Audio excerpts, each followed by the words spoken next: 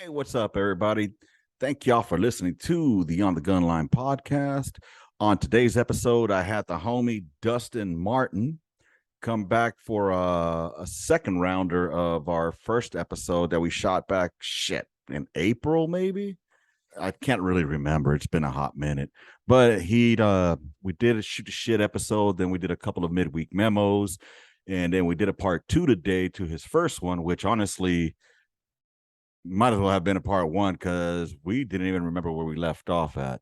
But honestly, it was a good time just hanging out with him. It was all, just catching back up. And a little bit about him. He's a nasty girl who was a prior service jarhead. And we just chopped it up a bit for a few. And I think we're going to bring him back on for the midweek memo on Wednesday. It's been a while since I did a midweek memo, so I think I'm going to go ahead and knock that one out as well. So with that being said, y'all, I hope you enjoy this episode. And thanks for coming and hang out here on the Gun Line. Enjoy, y'all. Deuces. Gun line. Fire mission coming down, y'all. I'm your host, Lopez, and you're listening to the On the Gun Line podcast, where we shoot this shit like we did out in the field, y'all. And today is Saturday, 24 September 2022. A couple of y'all joined me earlier on the fucking Facebook Live that I was on. It was fun going through my duffel bag, finding some old shit like this fucking old ass ACU hat, fucking dirty as shit, because we work hard in the field artillery, y'all. All right. And sewn on, all right. Not the pussy bullshit pin on. If you were an NCO with pin on rank, you're fucking wrong. But with that being said, if you're wondering who this crispy, cute little white boy is here on the fucking on the podcast, is brother Daniel Martin. And it's an inside joke. If you haven't heard the old podcast with him on, you won't understand that. But with that said, man, good to see you here. Why don't you give us a quick introduction of yourself and who you are and what you do? Yeah, thanks, man. Thanks for having me back on again. Dustin Martin, Specialist, United States. Well, let me rephrase that. Not United States Army. Army National Guardsman is what I should say. Prior service Marine to 4 years in the artillery community in the Marine Corps. Now I'm in the National Guard's 13 Bravo on 777's battery, which why the National Guard has 777s, well, we never know, but we're here. Fucking A, dude. So let's go ahead and recap a bit. So you were in the Marine Corps for 4 years. Correct. And then you got out and you downgraded, not just to the Army, but the fucking nasty girls. So, I mean, that's goddamn. How's that transition been? Everybody always talks shit on the National Guard. And I thought when I first came into the Guard, I was like, man, these are just going to be a bunch of fat old guys that just, hey, Jim, like how everybody else fucking explains it, Right. And honestly, God, that's not the case. Some of the most professional people I actually have met are guardsmen. I mean, these guys actually care about their job a lot more. Like, I feel that they hold their pride and their value a little bit more as being a guardsman and wanting to have like a good, clean title of like when people hear the National Guard. I mean, that's the way I feel about my state. I can't contest about every other state in the Union, but Right. So with that said, what state are you in? Massachusetts. Okay, massholes. Cool shit, bro. I mean, awesome. It's good to see motherfuckers that actually take pride in what they do, man. That's good. I was saying earlier on the Facebook Live, one thing about artillery, man, is we have a lot of pride. And I don't know how it is in Marine Corps artillery, but I know in the Army artillery, a lot of fucking pride. Yeah, we take pride in what the fuck we do. We take lots of pride because even the smallest fucking, if your bubble's is not level, that bitch is. Anyways, you're shooting 5 mils out, and the wrong people are dying. You're hitting Walmart, man. Yeah. So the little Walmart story. So tell me, it's been some time since we last hung out. We've been trying to get this shit going on. It's been like a fucking game of fucking freeze tag or phone tag. Either I got something going on or you got something going on. Like we were supposed to link up. I think it was yesterday or the day before, but I had some shit going on here in the background. And anyways, but thanks for meeting me here halfway, bro. Of course. Let me ask you, how's your transition been from the Marine Corps to the National Guard? Like, I mean, how have you seen that? Like, what are the differences, the subtle differences, if any, between the Marine Corps artillery and National Guard artillery? Or are they the same? So one big thing that I like, so I actually just this past July I've got to do my first AT with the National Guard, and it wasn't full strength. It wasn't my full battery. It was maybe like 3 staff NCOs, a few sergeants, and the rest were specialists, PFCs, and privates. Right. And I was like, all right, great. Like, this is my opportunity. A lot of these guys understand my background. As soon as I jumped on the howitzer, they were like, all right, this guy kind of knows what he's doing. But there was a lot of things that I feel I tell myself every time that I have to dumb myself back down to the lowest level of artillery and like relearn it, because the Marine Corps does things 110% different than the Army does. So one thing, I was like, man, why do these guys keep asking for a bore clear after every single round? Like, Marine Corps artillery said, we don't do that. You shoot the rounds until the gun stops going boom. And I mean, that just might be us being dumb and just fucking sending rounds. But the Army, they're like, no, we got to check the bore after every time. I'm like, but that's inefficient. Now you're taking a guy 5 more seconds to look down the bore and scream bore clear to the chief. Right. Just because it's just like shooting your rifle to me. Right. Like, you don't shoot your rifle to then look down the chamber and be like, oh, cool, the next round's in. That's how I see it. A lot of different terminology differences. The Army has too many websites. I'll fucking put that out right now. Too many websites. Websites? For like doing like training or like trying to look at like your records. Yeah. The page for the National Guard alone, I swear to God, is 3 to 4 links of just 7 websites each. And I'm like, in the Marine Corps, we got 2. If it's not on one website, it's on the other. Like, it's very simplistic. Right. Dude, so the Army always does things because of something that happened maybe 100 years ago. Oh, so of course, yeah. The bore clear probably goes into maybe somebody had a sticky round in there, loaded up another fucking round, boom, and shot that round into another round, and probably destroyed the howitzer in the section. I don't know, yeah, but the Army does. Like, that's one thing. Like, and what I keep getting told is like, hey, if you go to NTC, like, you're gonna shoot practice rounds. Right. Oh, and I'm like, why are we shooting these practice rounds that I saw them in person and in the 777's manual, TM, but like in the Marine Corps, we always just shot 7.95s if we were going out, and people are like, no, we have to shoot like practice rounds, or they call them concrete rounds. Okay. And let me tell you, people are telling me just like they're just horrible, dude. In NTC, if you actually get to shoot, that's awesome. I think I saw Smurf rounds once in my life. That's what they were called, Smurf rounds, because they're painted all blue. Yeah. Oh, yeah. And I remember we were supposed to shoot Smurf rounds during some, but then this was in Korea. We were supposed to do Smurf rounds, but then they ended up changing. We were going to do live rounds. I never saw Smurf rounds after that. In Korea, that was in 2007. And but back to NTC. If you even get to shoot the Smurf rounds, that's awesome. When I was there with 19FA at a Fort Stewart, we shot what they call notional rounds. Okay? Oh, yeah. Yep. Notional. It gets better. We had to notionally unload a fucking PLS and notionally load the guns. We told the LT, we ain't doing that shit, sir. Or no, it was a ma'am. We ain't doing that shit, ma'am. It's not gonna fucking happen.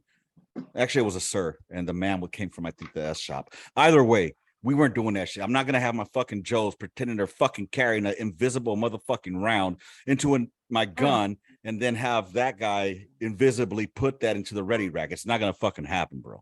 No.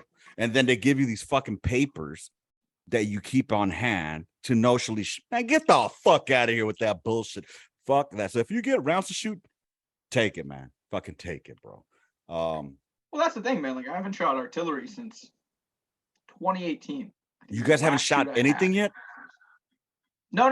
It's from my like exiting the Marine Corps and then coming back into the Guard. Okay. The last time they shot was before they jumped on their deployment because they actually got to do a CRAM mission in Iraq. No, Which okay. I got to the unit too late. I mean, otherwise I would have been on it. But I was like, that's cool, man. Like, good on you guys. Hey, man, you'll get your time. Did you get to deploy while you were in? Yeah, in the Marine Corps I did. Okay.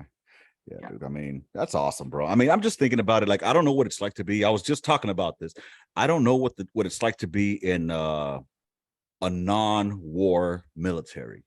You know what I mean? It's got to be fucking different. It's got to be a lot of fuck games and a lot of boredom. You know, like, I mean, so like this is the craziest thing about it. Okay, so like, yeah, we might not be at war in that sense, but just the other week, like, I'm on orders for my unit. Okay. So we got tasked to go to our maintenance shop, or our maintenance like headquarters shop, and they're like, hey, we have 8 Humvees we're sending to the Ukraine. And I was like, oh, okay, that's cool. Like, is what it is. I mean, it's not my politics, not my money. Right. So we drive these Humvees over there and we pick up these other Humvees.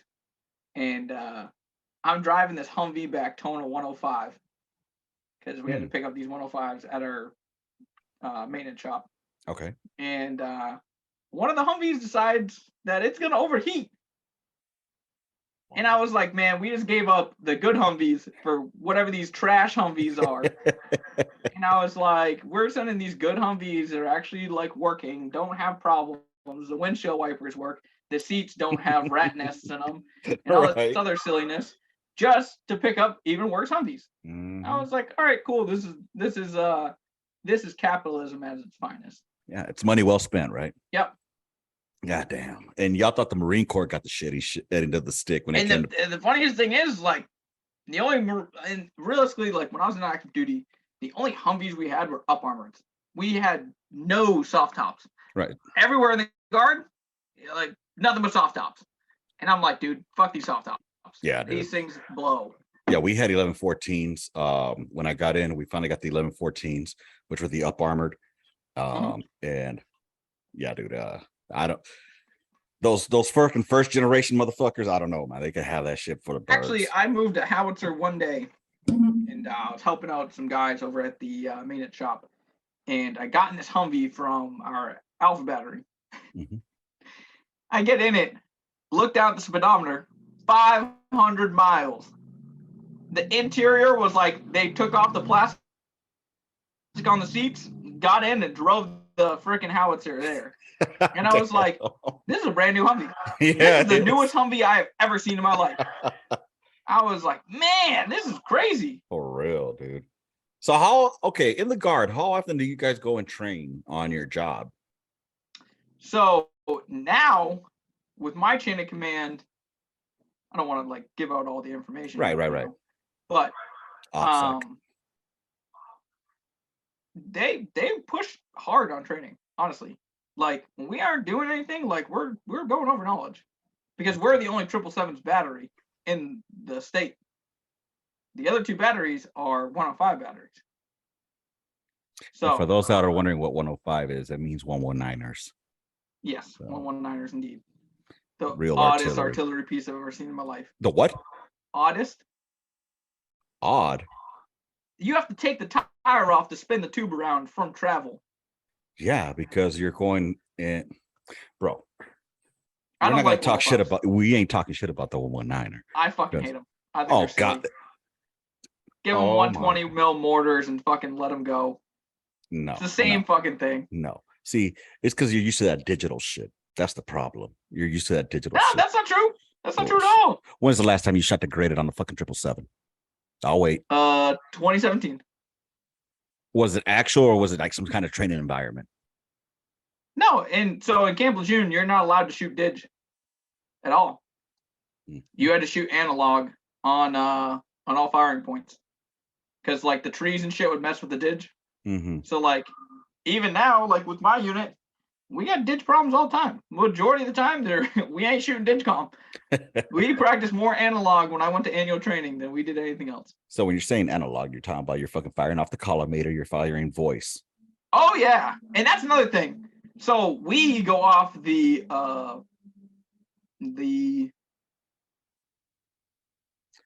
Here you go. I guess you could say it's the trails. Yeah, I guess we go off the trails where the Army goes off the spade. And I guess the reasoning why is the Army thinks that Charge 5 hotels have the mightiest blast in the world and they'll take over your collimator. Well, I mean, anything can knock over your collimator, and this is why you have aiming posts. That's true. Or a DAP. Yeah, but I mean, realistically, where are you going to get DAP if it ain't the desert? You ain't going to be out in Colorado just... I'll have you know that when I was in Colorado, I used to shoot off fucking NORAD. All right. NORAD was my DAP. Nice. NORAD, the mountain that had the fucking, yeah.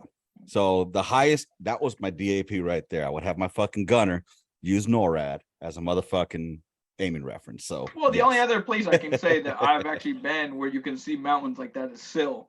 And even then, like, Sill's, you're only going to get so far with it. Well, let's test your knowledge here, specialist. What's the distance a DAP has to be at? 1,500 meters minimum. Why? Because that's the breaking of two parallels. It's 1,500 meters, so that you don't have the like dispersion between them. Mm-hmm. You sound like if I remember that correctly. I mean, I sound like you just pulled that one out your ass. Hey, that's good tap dancing though, baby. I'll give you that. You sounded really confident in it. Roll with that shit, bro. I remember I was told once that the reason that the DAP had to be 1,500 meters is because that's the point where it intersects at from your sight to your tube into the fucking. It was some weird like over my head bullshit that like I remember like it was some like fact would come up to you and be like, oh, this is how you do this and this is how you do that, and I'm like, okay, and then I had a Mike Goff tell me that shit, and I was like, all right, man, you got it. I'll take your word for gospel.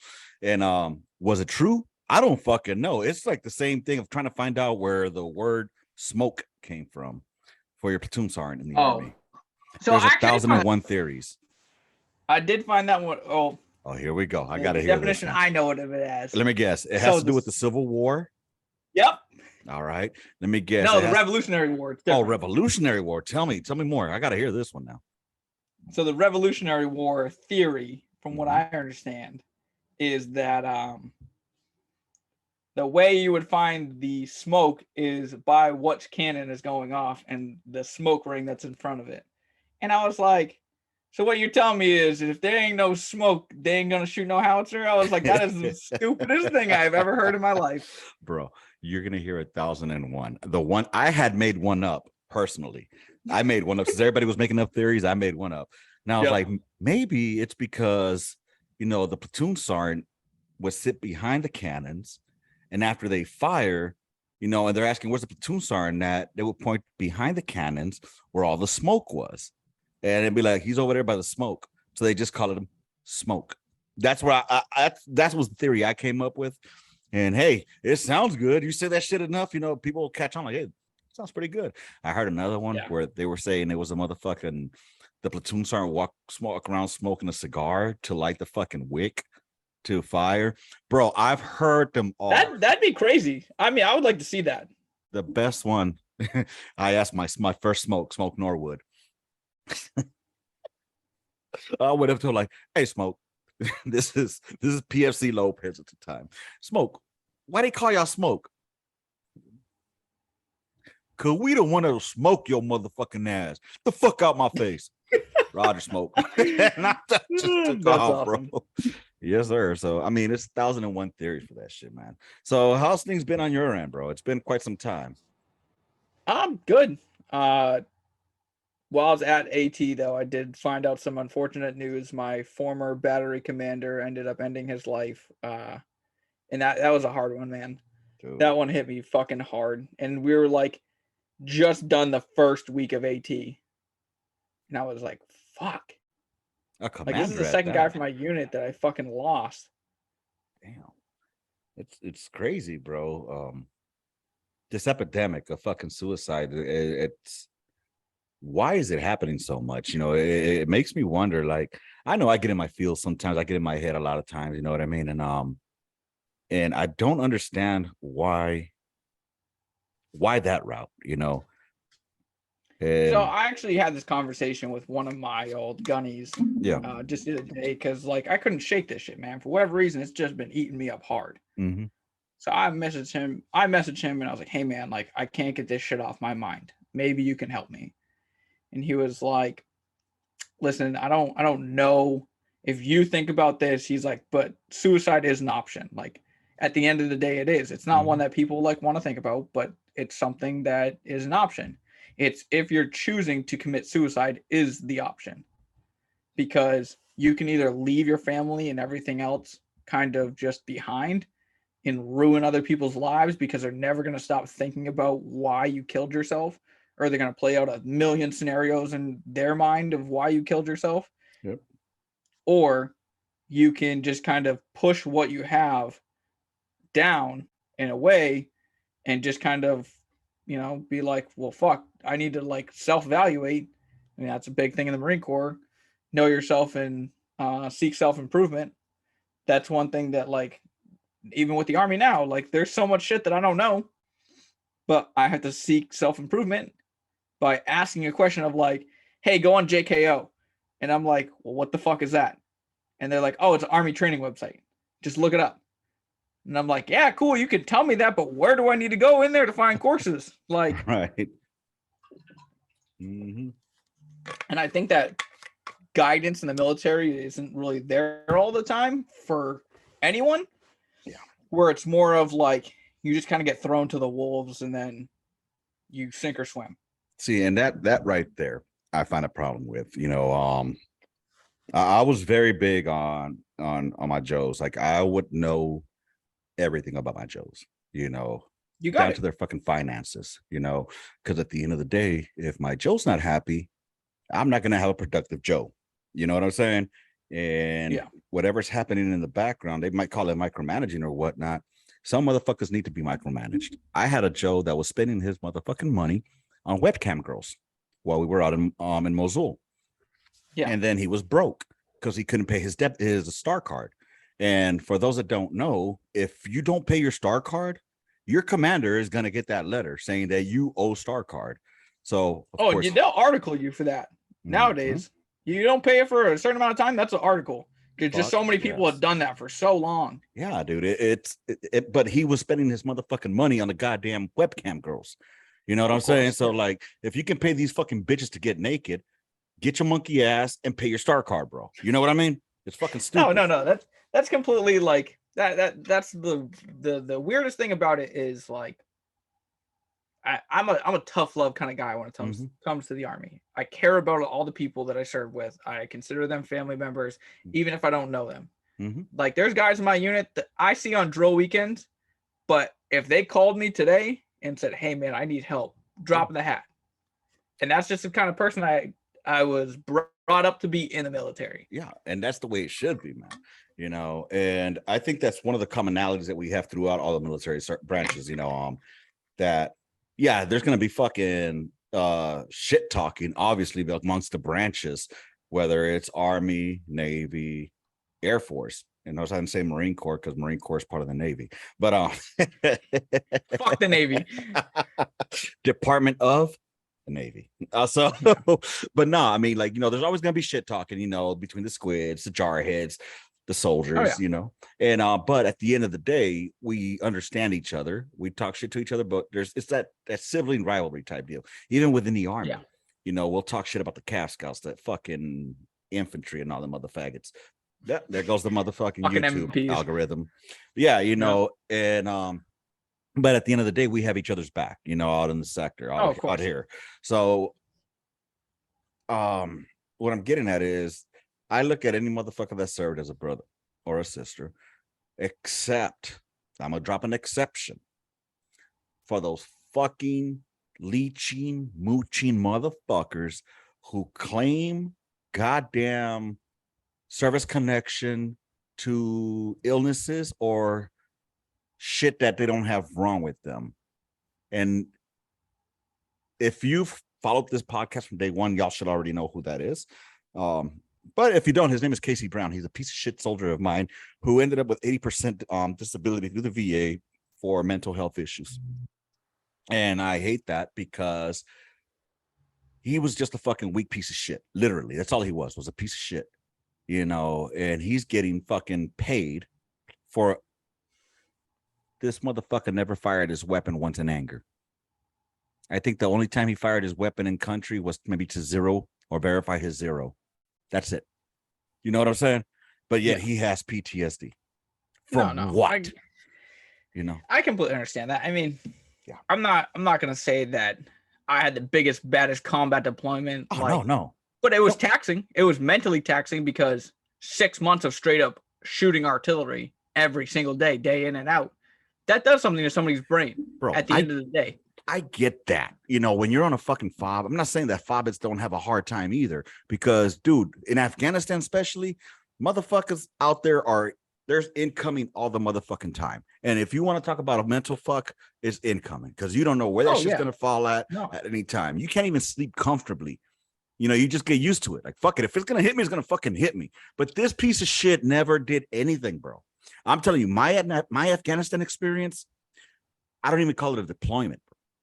I call it an experience, because all I did was go up there, stand up the first Afghan field artillery school, teach them how to fire the D-30, and then that was it. I left. And he was part of my team there. And all he did was walk around, and we called them guardian angels, and he just stood in one place for maybe 30 minutes and moved in a circle. We were on a fucking secure spot, bro. We made sure the ANA didn't even have weapons with them when we were training them. You know what I mean? Yeah, no, I get what you're saying. So for this fuck to try to claim something, he was just trying to get out the army, and he wanted to get paid, bro. And then nobody told him to go marry a fucking whore. He marries a fucking whore who fucked the whole barracks while he was out in fucking country. And then he's talking about he's gonna kill himself. So what do I have to do now? I have to take his fucking weapon and put him on suicide watch. All because he wanted to go back home, bro. So but this even guy, then, when he went back home, I guarantee the issue wasn't resolved. She was doing the same shit, and it was just those people are roundabout. I don't care what it is, what the situation is. Those people are 110% roundabout people. It's gonna be one thing or a fucking another. Get this. And it's just circles and circles and circles. I have seen it too many fucking times. Oh, yeah. And I'm sure, we all have those stories of these guys. Well, get this. We get back in country. We get back home, right? So we redeploy, and he's supposed to divorce this bitch. I take him over to legal, start getting everything squared away. This fucking idiot goes and buys a brand new fucking truck. A brand new fucking Ford, extra duty, heavy duty, whatever the fucking but Sergeant, thing. I have deployment money. It gets better. I told him, that she could now claim this shit as hers because you're not divorced yet, right? Anyway, but get this, future forward a couple of months. Hey, Brown, where the fuck are you at? I ran out of gas, Chief. Okay, why don't you have money for gas? I had to make my truck payment.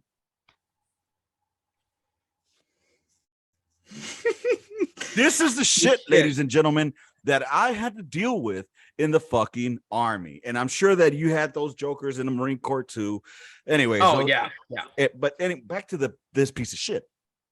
I still had love for the motherfucker. I still wanted the best for him. But the day that he lost all my fucking respect was when he attempted to commit suicide by cutting himself on the top of his arm. Oh, he's one of those. Yep. Yeah. So he goes to the fucking shrink. They med board him. He's out. And then this motherfucker, I told him, you'll never see specialists with me. I will never promote you. You'll never see specialists. This motherfucker, because in the army, when they fucking med board you, if you're an E3, for some reason, they give you your E4. So he comes out, he's like, hey, Chief, look what they gave me. I'm a specialist. The fuck out my face, Brown. Be gone. He was out. He was the fuck out, bro. And, I wish I would take 10 of you versus 100 of him, bro. I'll take 3 of you on a section versus 100 of him. That guy was a piece of shit, bro. Sorry. I went on a tangent there, bro. No, well, not to get off this tangent. Oh, yeah, go ahead. I will say this. There's two people in the army that I can't stand. Those people, just like him, they have the same mental fortitude of a fucking Rice Krispie square. Right. And the people that don't fucking wash themselves. They don't wash their gear. They don't wash their uniforms. They don't wash their fucking SIF issue. They don't wash their fucking ass. Nothing. I don't know how to. Christ, you are a functioning human being. Supposed to be an adult, right? Supposed to be an adult. And for those wondering what the fuck SIF gear is, he means CIF, y'all. CIF. Yeah. Apparently in the Marine Corps, y'all call it SIF. It's CIF. Yeah, but anyway. We just, to make it sound pretty. Right. But no, dude, he was one and the same of that person. I try to treat my Joes as grown folk. Before we went to the field, hey, y'all, I'm not going to make y'all do no layouts. Here's a packing list. Look, if you served any field problems in the Army, I don't know how it is in the Corps, but in the Army, they make you bring so much dumb shit that you don't fucking need to the field. Yeah, the Marine Corps does too. All right. So we used to do layouts all the fucking time. And I hated doing layouts. I'm like, I'm a fucking grown man. I can bring my own shit. Finally, I had a chief that was like, pack right. Like, all right, cool. That's what I'm talking about right there, right? So what I do with my Joes, hey, y'all grown, pack right. We're going to be out there 2 weeks. Pack 2 weeks of gear, y'all. You know what I'm saying? Yeah. We're out in the fucking field now. We're in the field. We're not going to be fucking, there ain't no coming back on the weekends. We're in the fucking field. Shoot and scoot. That's all we're going to be doing. Mm-hmm. This motherfucker brought 2 uniforms, 2 underwears, 2 pairs of socks. Yeah, bro. Learn my fucking lesson from that point forward. Layouts. Bro, it reeked so fucking bad under the net. Because on the 119er, we have to put the net up, right? Yep. So you guys mentioned those are fucking massive from what I've heard. Yes. They're a lot bigger than 777 nets. Oh, 777? I don't know. I never fucked with the 777. I didn't even know they had nets. I thought they just fucking had their, their prime mover, and that was it. I don't know. I never fucked with the 777. No, we carry nets. Oh, okay. So on the 119er, it's big enough to slide in your prime mover and slide in your motherfucking ammo humper. Okay. That's it. And then from there, you back your little trail in there, and you're good, man. You got enough space in there to walk around. It's pretty fucking legit in there, bro. Yeah. Anyways, but this motherfucking piece of nasty shit. We're getting ready to bed down, bro. The fucking the ammo humper's over here. I'm in my fucking prime mover. And my RTO is, he's just chilling on the radio. We got little shifts going for the RTO. And I smell it like, the fuck is that stench? The fuck? I'm inside the Humvee, all right? Inside. I go out to the ammo humper. It's his fucking socks, bro. He took them off and put them on top of the fucking Humvee. The wind was blowing it to me. I was about probably 10 feet away, 15 feet away from this motherfucker. It was, and I'm like, gross. Brown, what the fuck? That's how I found out what he had fucking packed, man. It was, anyway, sorry. What's the nastiest shit you've seen out in the field so far, bro? So, nastiest? Mm-hmm. We had a kid who, we were in Bragg shooting for a month. Okay. This is in the Marine Corps side. Yeah. This kid is even worse than your Brown. He brought what he was wearing and 1 sock to a 1-month field op, and he blamed it on, because I forgot to pack it. What? So he didn't bring this kid got was this close to getting his ass beat on our gun section in Bragg, just because this kid could not get his shit together. We were doing a regular fire mission at one point. It was an HE fire mission, and this kid grabs a WP. They're different colors, bro. He brings over an 825 Alpha 1, and my chief he doesn't really get he didn't get mad. He just looked at him and goes, "What the fuck are you doing?" And he's like, "Get the fucking HE round. What the fuck? This isn't like one of those things where you can just shoot whatever you want, you fucking asshole. Like, give me the fucking HE round. You grabbed 3 other HE rounds, so what would make you grab the WP? What in the fuck, bro? And I was like, bro, this man, he actually eventually did get kicked out of the Marine Corps, thankfully. How do they sneak through? How do these motherfuckers just like, this does not sound like Marine Corps shit to me, you know? I mean, well, I'm just saying. I mean, It does to me. And unfortunately, after seeing the shit I've seen in the Marine Corps, it sounds like some shit that happened in the Marine Corps to me. it's just And it wasn't like, it was honestly, God, it was not on the NCOs. It was not on the senior E3s. It was on none of us. This kid was just downright shit. That's a can't get right if I ever heard one. Holy shit, man. Dude, did you guys ever play any practical jokes out in the field? Oh yeah. Oh yeah. I try to introduce some of them into the Guard now. We have one called claiming guns that we do in the Marine Corps. Oh, please. So on the 777, there's a priming lever that physically pushes your primer into the breech. Yep.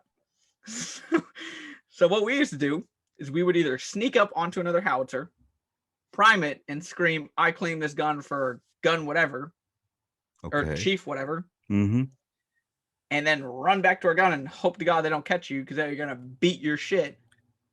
So like I remember one day we had a kid in our section. He went over to gun 2. We were gun 3, and he's like, "Hey, I just want to practice being number 2." And our A chief at the time was on gun 2. Okay. So he goes over there and he's like, "Yeah, sure, man. Do whatever you need." So he's sitting there, priming the howitzer, unpriming the howitzer, and the last time he does it, he primes it and goes, I claim this gun for gun 3," and just starts running. And like there was like 3 Marines just on his ass in this gun, just fucking chasing him back on our section. So wait a minute. All they do is go and pull a lever and say, "I claim this gun for." Yeah, but like they close the breech. Like they close the breech physically and prime the gun. Oh, so there's a primer in there. Potentially. There's I mean, it all depends on like, I mean, we're in the field doing a TACP shoot. So like there probably was a primer and then they have to extract it and be a dickhead. Yeah. I mean, I could see that. Or like the India 10 tangos. We did that a few times. Like, hey, go to FTC, get an India 10 tango. So, and we were talking about this earlier with my homeboy, again, the Facebook Live. Yep. And he had asked, like, what was the practical joke that you ever did? Again, rest in peace, Cruz, my once co-host here on the midweek memo. We were out in the field. It was one of the I think this was a month-long field problem we went on before deployment. And we all used to take baby wipes, you know, to wipe our ass. Oh yeah, of course. So field shower. Yeah, pretty much. But and I'm sorry I did this to you, Cruz, but I may or may not have exchanged his baby wipes with Clorox wipes. Oh no. Oh. So let's just say I think he was the first person to have his asshole bleached out in the field. That's bad. Oh man. Dude, you gotta kill boredom, you know, making MRE bombs, fucking Tabasco bombs. I don't know if you guys ever did that shit. Did you guys ever make MRE bombs or Tabasco bombs? Yeah. Tabasco bombs, no. MRE bombs, yes. We used to play a lot of like field games, like the green glass door. Ooh. What is that? Like, so the field game itself is like, I can bring beer through the green glass door, but I can't bring wine. Okay. I can bring cookies through the green glass door, but I can't bring tires. Like, sorry about that, ladies and gents. Fucking got captivated in his story and completely fucking ran out of goddamn time. I sent him the fucking invite. Hopefully he should be here shortly. But goddamn, what? I'm a little bit confused on this fucking green glass door bullshit. I'm gonna have him explain that a bit. So, because I have absolutely no idea what he was talking about on that. There he is. All right. And he is coming back. Time meow. So once again, I apologize that shit just like cut out on me without no fucking, I mean, I had notification, but I I was listening to his story, and it just cut out on me. So we're talking about this green glass door. And this must be some Marine Corps shit because I have no idea what he's talking about. He's trying to make it sound really good though. And brother Daniel Martin, are you back yet? Yeah, I am. I'm just trying to fix my mic. Yeah, you go ahead and do that, man. Fix your video too, because I can't see you, pimp. But nah, dude. Yeah, I completely forgot about the fucking the timer on this shit. You used to give me unlimited with the what's wrong? Your mic fucked up? All right, we good now? Can you hear me? Yeah, I hear you. Like, okay, so you got the Yeti. Is that what you got? Yes. Oh, okay. So do you have it on the right setting? Like on the back, how it has the like it shows you the which ones you're supposed to have. Pattern. Yeah. I'm on the third one. I'm on the one that looks like balls and a cock. Like this, and like that. I know what exactly. All right. So that's the one that'll have the mic right there in front of you. Better? I don't know. Let me see. Is it better now? Oh yeah, that sounds sexy as fuck, baby. Yeah. All right, cool. Yeah. Oh, you sound like you want to give me some. Give me some of that chon. But nah, dude. So this green glass door. What the fuck is the imaginary door all about? Okay, so it's more of a syllables game, like letters that have 2 syllables in them, like glass and door. They got two O's, 2 S's. That's what the whole like purpose of the game is. But like trying to explain that to people, it's kind of one of those stupid fucking games, like Bunny Swoop. Okay, no, I get that now, but this is definitely Marine Corps education here. Syllables are it's syllables. Well, syllables is different than letters. Syllables is like how many syllables, right? Listen, I didn't go to fucking college, okay?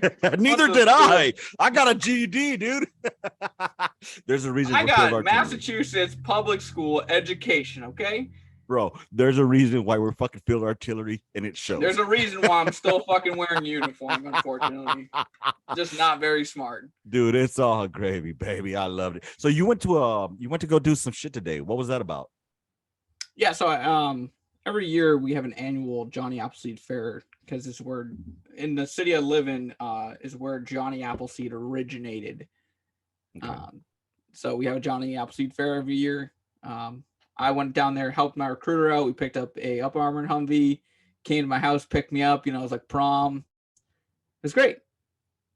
Right on. I mean, did y'all manage to get any candidates or recruits? Yeah, actually, we were handing out pamphlets quite often. And the funniest thing is he had his personal IOTV out there.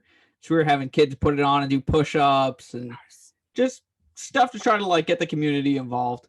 Yeah, dude, and that's good. I mean, what do you how do you sell them onto like the guard? Do you sell them on by your MOS or do you sell them on by like benefits? How do you pitch it to me them? Personally? I try to go with the experience route a little bit more. Okay. In the opportunities that you can get. Like one of the guys that came today, he was talking about how he was getting a CDL. Okay. And I was like, well, the nice thing is if you get your CDL and you come into the guard, you become an 88 Mike, a lot of the stuff on your CDL will transfer over into your military license. Because we just had this conversation the other day at my armory. So I was like, listen, man, like it helps out your job opportunities. A lot more employers are going to look to see that you're a National Guardsman. They're going to hire you because they're like, wow, this guy might be professional. Like he's a guardsman. Right. And there's multiple, like one thing that a lot of people don't know is like, so in the National Guard side, there's active duty orders you can go on. Mm-hmm. They're not as rare as people think they are. There's a bunch of them out there. Really? Yeah, like I've been on orders for the past 3 months. I've worked 4 days in my actual job. No shit. And I've been making a lot more money than if I was there. But this is not HER that you're talking about though, right? No. Okay. So it's kind of, so like right now I'm applying for like AGR positions within the Mass National Guard just because that's where it's at, bro. I'd rather do that than work a normal job. There's a lot more jobs security there. Yes. Or get like a tech position, or there's so many of them I'm learning about now. Yeah, dude. So, but I mean, that's one thing I always try to like, if I go and I help somebody, like, especially with recruiting, I mean, it's all about selling them, like, what can we give you that you're going to get the full 100% experience out of? Are you coming in here to be an infantryman? Don't do that. Just don't be a fucking infantryman. Don't. Why won't you sell like, them on infantry? Man, listen, I got too many friends that are infantrymen, and they're like, listen, this is not for the faint of heart. It's just like artillery. It's not for the weak and timid. Right. Like, you can't come in here and just be like, I'm just going to do it. Like, you can try that. I don't know how far you'll get, but you can try it. I mean, it's just, I'm thinking like, I was actually having this conversation again. And like, one of my homie's sons, he was thinking about joining the military. Yeah. So, I told him, so my advice, I guess you could say, would be, well, if that's what you want to do, that's cool. But just remember that don't be like these new school cats that are joining the military and not conforming to the military way of life. They're waiting. That's that's a huge problem. All these people want to be individuals when you're a soldier. Yeah. Like, I understand it. Don't get me wrong. You can have your own personality. Like, my personality has not changed from the Marine Corps to now. And I will not change it. But at the end of the day, I still have to be a fucking soldier. Like, exactly. I still have to be respectful. Still have to listen to the people above me. But like, there's these people that are like, they want this weird like change or conform where they want to do what they want and not have to adhere to rules. Exactly. And that's the biggest thing that I have a problem with. Like, when I joined the military, I knew what I was getting into, and it's what I wanted. I wanted the experience. I didn't want to be fucking going in and I tell them how to treat me. No, I want you to break the civilian out of me and make me a motherfucking soldier. You know what I mean? Yeah. Yeah. So that's what my advice to him was. And then I said, he asked me what the best MOS was, of course. 13 Bravo to 13 me. 13 Bravo. And the reason I say that, though, close second, maybe 13 Foxtrot. Because that's a pretty cool job. It is. But glorified infantry. But nah, dude. It's like being a Cav Scout, but worse.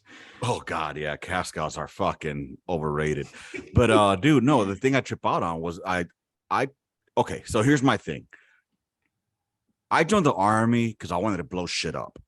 I wanted to kill motherfuckers if I had the opportunity to do so. That's why I joined the military at a time of war, because I wanted to blow shit up. That's what I wanted to fucking do. But they wanted me to come in as a dental specialist because I happen to have been a dental assistant before the military. Ah, okay. So they were like, yeah, we'll bring you in as an E4. You'll be a dental specialist. You're doing what you're doing right now, but in the Army.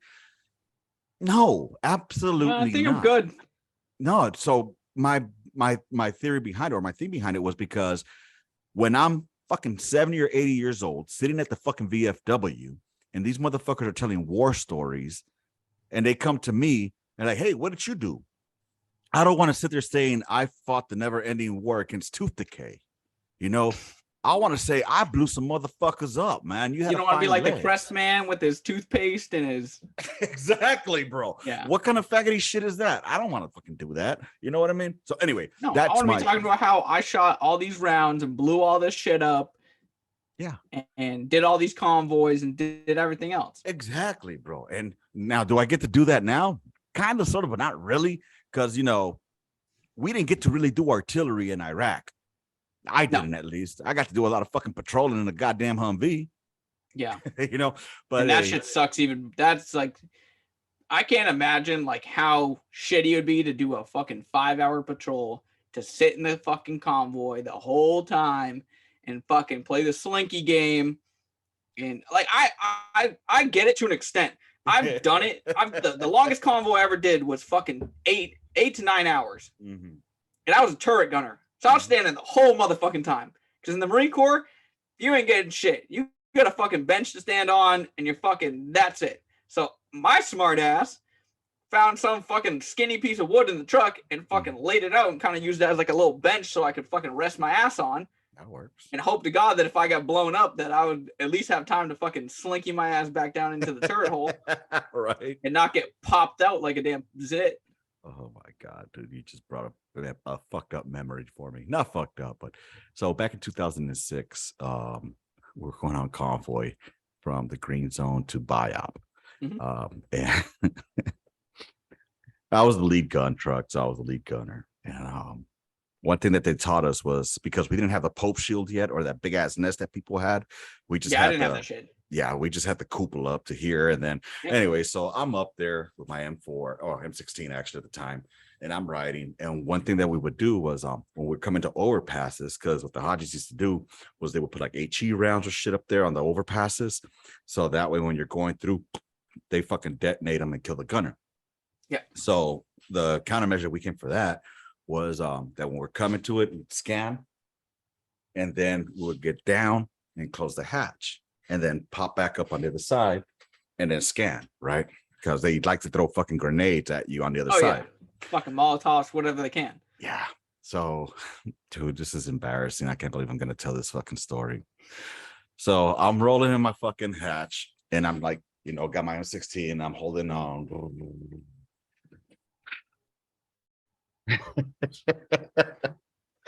I do my scan with my M16, right? I come back down, and then I pop back up on the other side, bro. I pop back up. My motherfucking magazine falls out, bro. I'm scanning, bro. And I'm looking. Fucking no magazine rifle. The fucking dude. We were taking a contractor to the buy-op. He's looking at me like, you dropped some. He's probably like, this motherfucking soldier. And he's Dude, like, no wonder this is the reason I'm very against the army. I was embarrassed as fuck, bro. I mean, what am I gonna do? Just shoot one round and then what? You know what I'm saying? My magazine is out, dude. So yeah, I picked it up. I was embarrassed as fuck. Apparently, look, y'all. What I'm saying is, make sure when you slap your magazine in there, make sure it's locked. Give it a little tug, y'all. yeah. Hold on. It just reminded me you talking about. Go ahead. What now? You in the bathroom? Yeah. All right, go ahead, Pim. Oh my God, dude. All right, while he's out of the bathroom, I want to take this time to go ahead and let y'all know I appreciate y'all being here, listening to the podcast.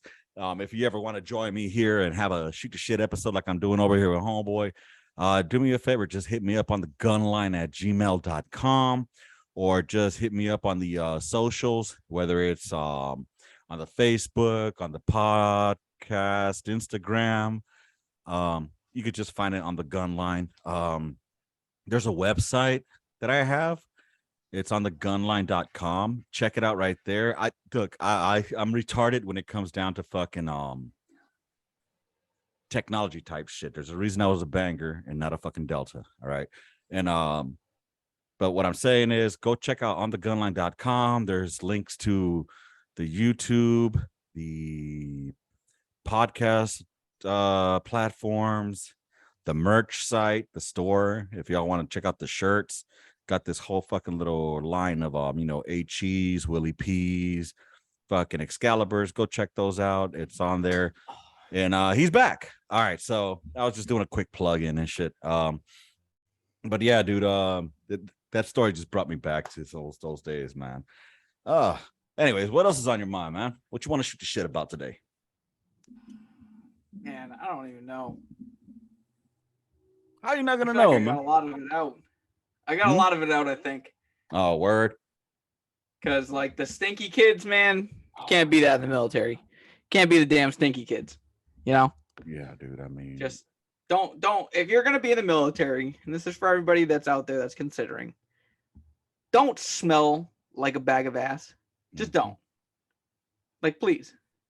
And with that, if you're not in the military for some reason and you're listening to this podcast, just don't be stinky. Yeah, don't be if you're thinking about joining the military, just go in there with the frame of mind of, I'm joining this because I want to be different. I don't want to be a fucking civilian. If joining the military was easy, then anybody could do it. And then there's no fucking pride to take in being a fucking soldier, a Marine, a sailor, a Coast Guardsman, or whatever the fuck they're called. There's no pride in that. If anybody can do it, yeah, anybody can try out for it, but not everybody's going to make it. And if you don't have the right frame of mind, don't go into a combat MOS. I'll tell you that already, because there's a mentality there that you need to have. It's dark. You got to be thick skinned. And if you can fucking dish it, you better be able to take it. If you're not And you going better to be ready to be in the field a lot. a lot. I think that's the thing that these people now enlisting in the military, they hear field artillery and they don't grasp the field. The field portion of it, yeah, it's in the fucking name, bro. Listen, there's people now that I have met in the Army. They're like, man, I hate going to the field all the time. Then I'm like, you better fucking change your job or get out. There's one or two options. Yeah. Like I chose this job, or the Marine Corps chose this job for me. Right. But I mean, I got thrown into it and I was like, all right, cool. We down and dirty. Let's go. Right. And if you're going to bitch about it, don't do it on social media. Don't do it on social media. All you're doing is bringing embarrassment, not only to yourself, but to your fucking branch, bro. Like, I mean, how many times have I seen on TikTok motherfuckers that are just embarrassments? Like, dude. Oh, there's one I seen recently. Have you seen one of the soldier in the parking lot that like tries to fight the two ladies over a parking space? No.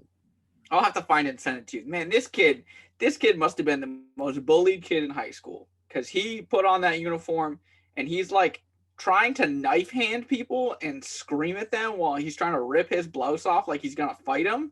What the And I'm like, hey, listen, somebody needs to get that man's fucking NCO, because he's gonna get hemmed up by the wrong person and he's gonna get his shit pushed in, and I'm not gonna feel bad. You know what? Let's see what's going on in the TikTok world right now. I know my old lady had sent me something. I thought it was pretty fucking funny. Let me see if I can find it, man. But what I will have to say is, like, when I first got in the Guard, like, I didn't really know what to expect with my unit. Yeah. I fucking love my unit. And I don't think a lot of people can say that anymore. I don't think a lot of people in the military in general can say, I love the unit that I'm in.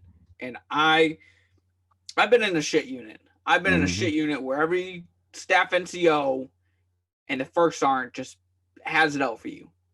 Whether it was my own fault or other, I mean, if there was other things going on, like whatever. I'm pretty sure it was my own fault because I was being a dumb young kid and just didn't give a shit. So with that being said, yeah, I mean, I absolutely love it. I have a great chain of command.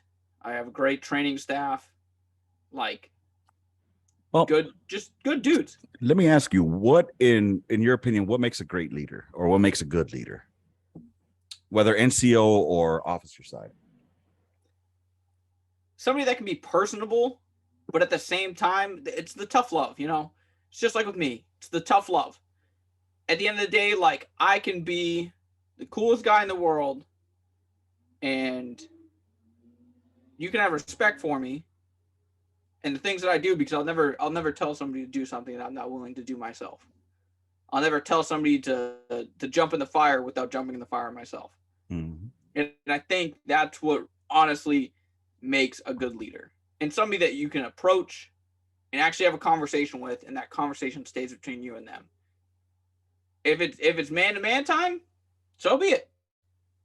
But if it's stuff that's like I have leaders now that I can go up to, have a conversation with, and know that that conversation is going to stay with them. And I feel like sometimes I always try to be the guy that if you're having a problem or an issue, external or internal, you can come to me and have a conversation. Because I'm not going to judge you for whatever the fuck it is. Everybody's got problems. Everybody's got vices.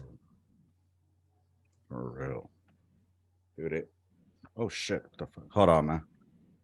Sorry. Sorry. I was looking at TikTok and this shit just got really loud in my ear. I don't know if you were able to hear that or not, but no. Fuck. Yeah. But yeah, dude, all I asked for when I was, not even asked, I'm not gonna lie, I was a yeller.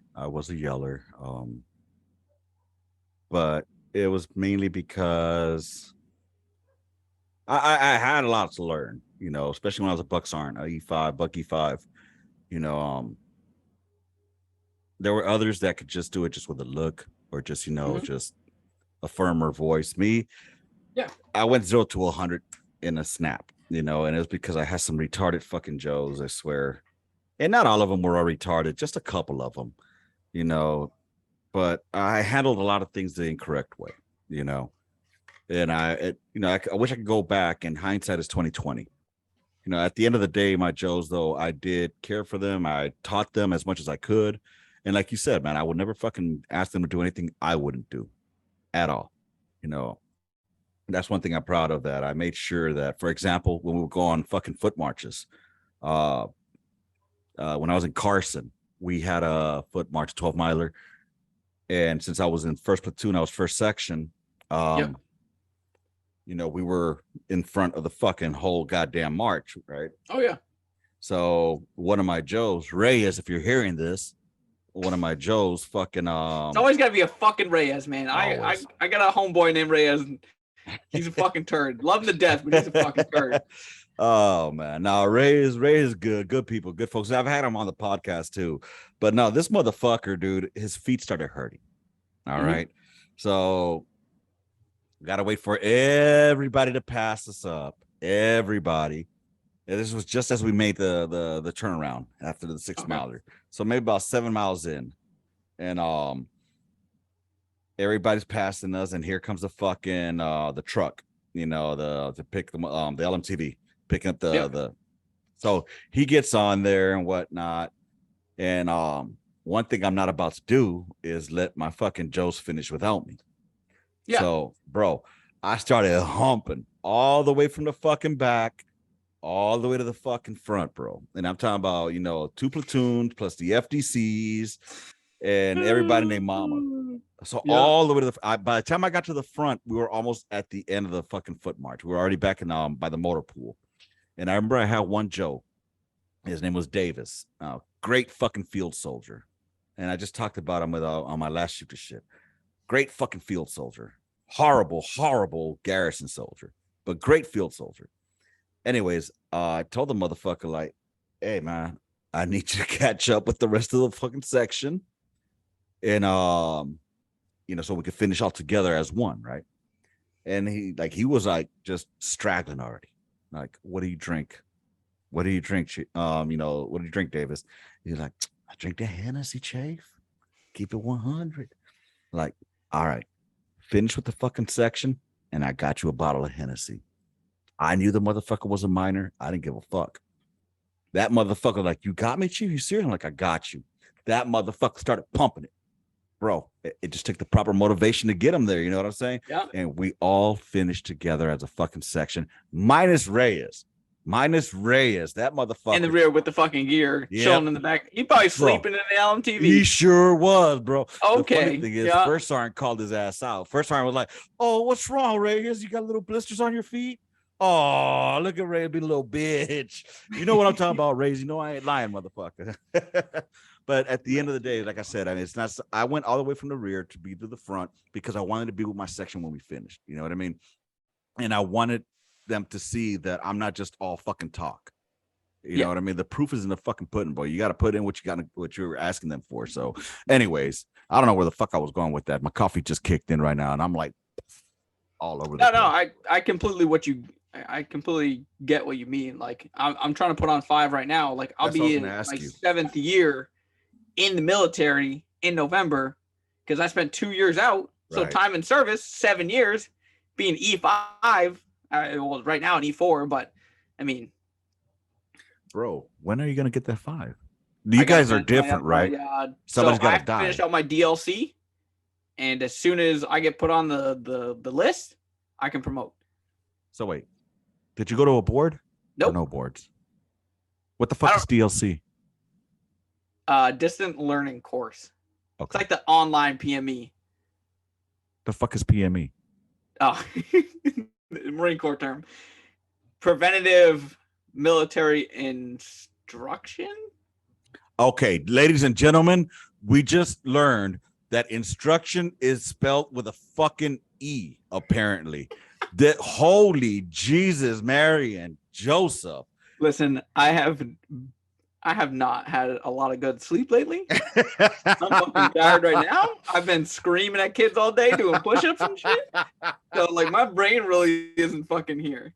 Bro, are you sure you're not the one that was bringing the Willie P instead of the HE? I wouldn't have admitted if it was. Holy Jesus, PME. E stands for instruction.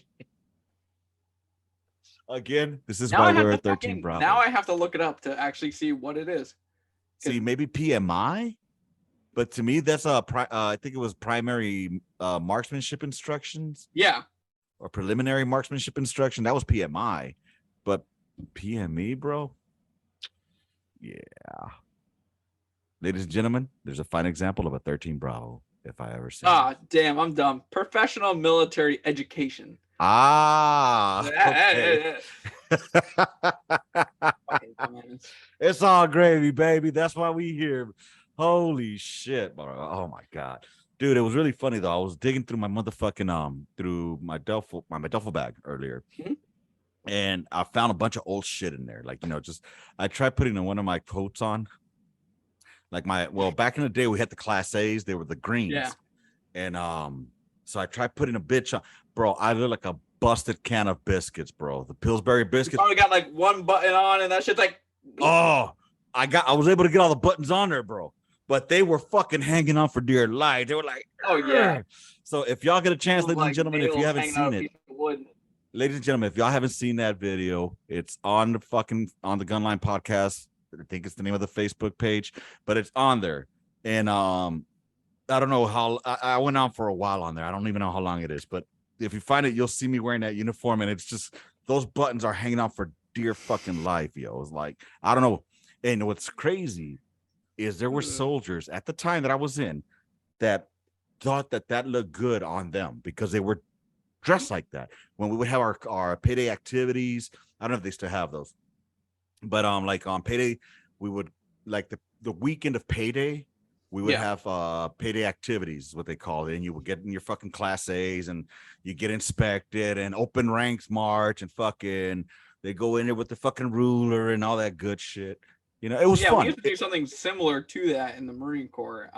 It was Charlie's Friday, and it was the fucking stupidest thing in the face. Everyone hated it. It was a one Friday a month. No one worked, but at the same time, you were doing fucking everything else. You were cleaning or some stupid shit while you're in your service uniform. That if you got dirty, oh my god, end of the fucking world. Or if you got caught in like your regular uniform, some sergeant major on the fucking base would be like, "Hey, why the fuck are you in camis?" And you'd be like, "Oh fuck, dude."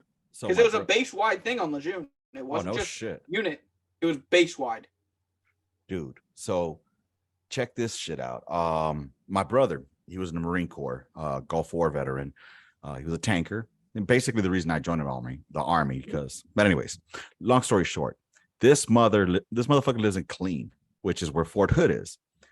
Okay. And one of his biggest pet fucking peeves, every time he says, like, why the fuck are they wearing their goddamn uniform to HEB or to Walmart? Why are they in uniform? He cannot stand that shit because apparently when he listen, I am a piece of shit about wearing my uniform. I have been walking around fucking Target before in my uniform. Just because, like, understand that. Listen, I couldn't do it in the Marine Corps. I can do it now. Ain't nobody gonna say a fucking word. In the Marine Corps, then you guys don't do that, right? You guys aren't allowed to. Get off. Okay, so I'll explain to you this. Yes. So our corpsmen wore the same uniform as us. So you'd get some sergeant major or first sergeant out in town, and they would see this guy fucking cross a Walmart, and he'd be like, "Hey, what the fuck you wearing your uniform?" And they would turn around and be like, "I'm a fucking corpsman. Fuck you. I don't follow under your rules and regulations. I just wear the same camouflage as you." Right.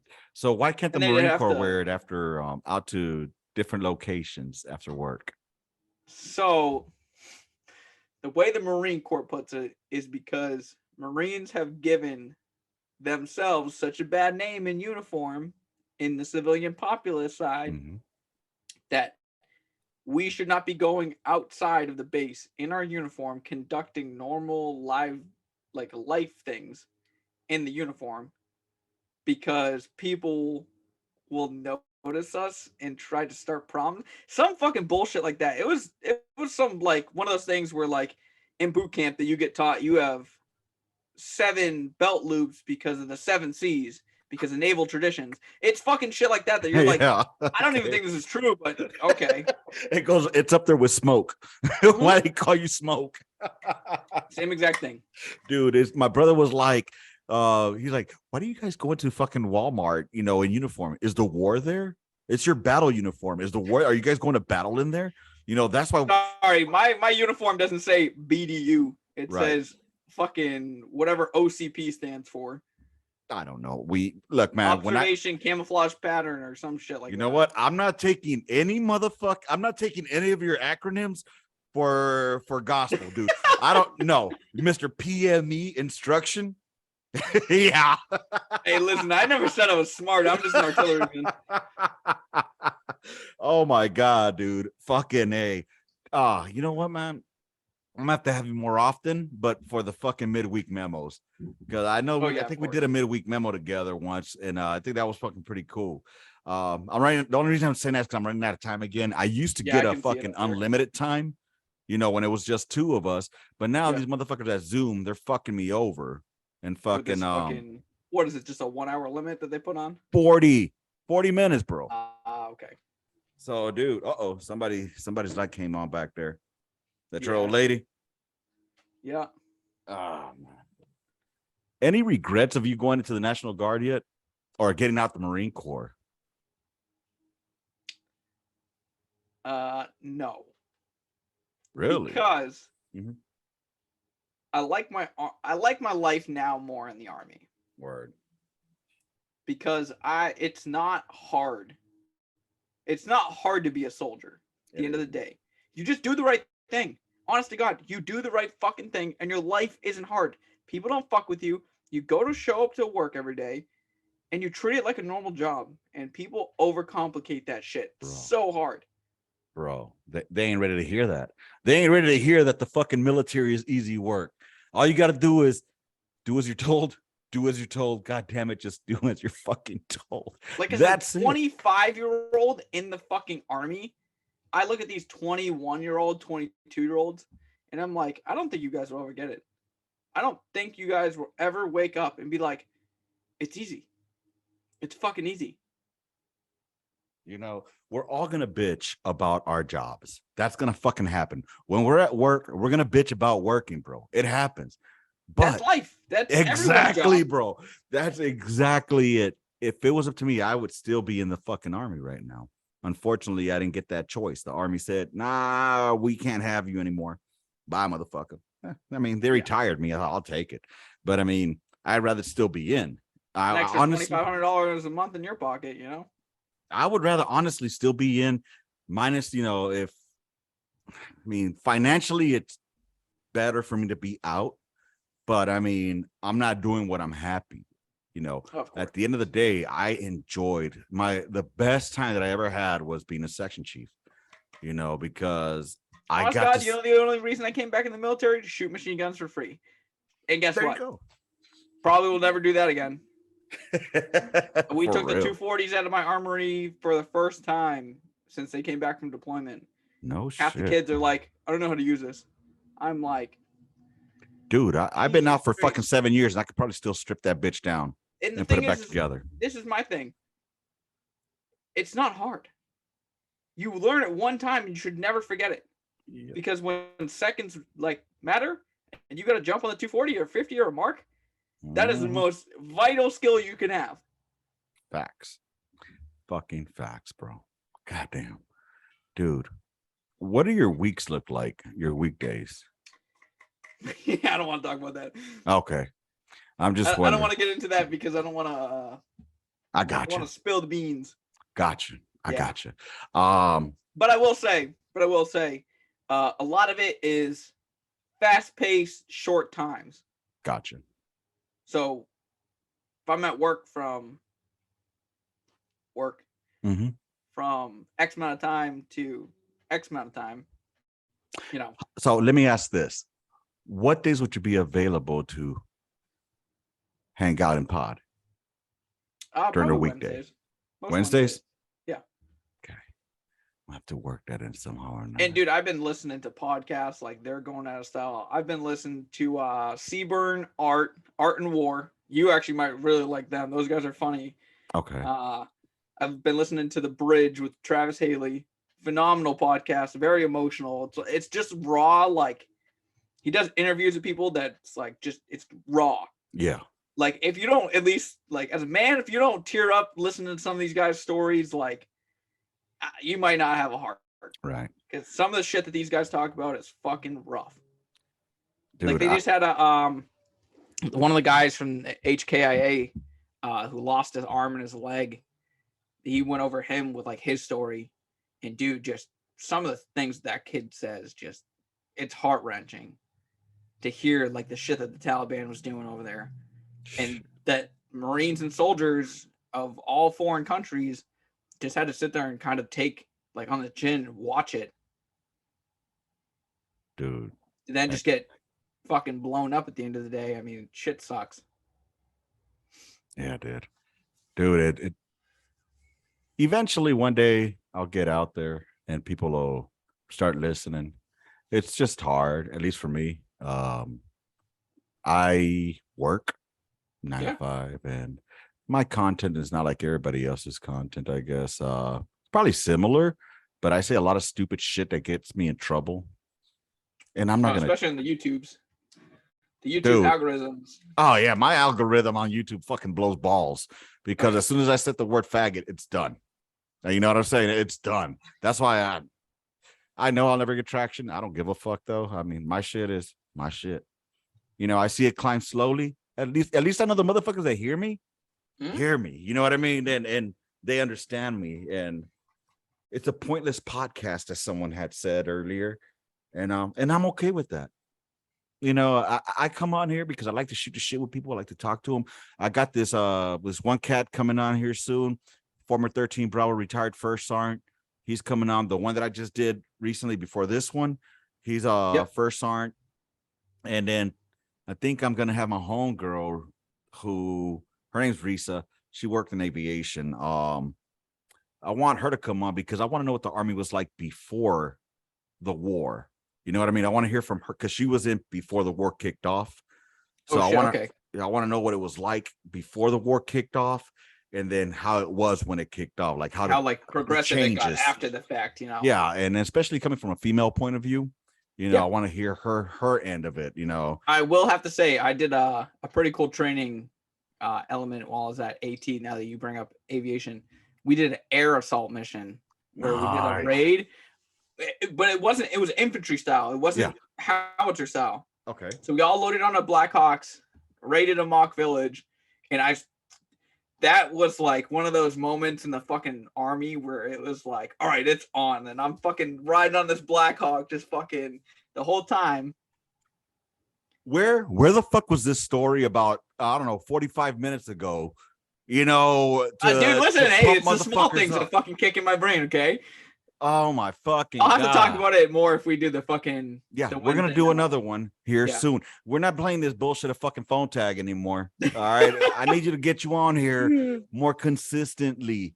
You know, I always have a midweek memo that I haven't done in a while. So we'll have to fucking pump that one back in. You said Wednesdays are good for you? Yep, Wednesdays are good for me. All right. And it's funny, actually, my chief, Friday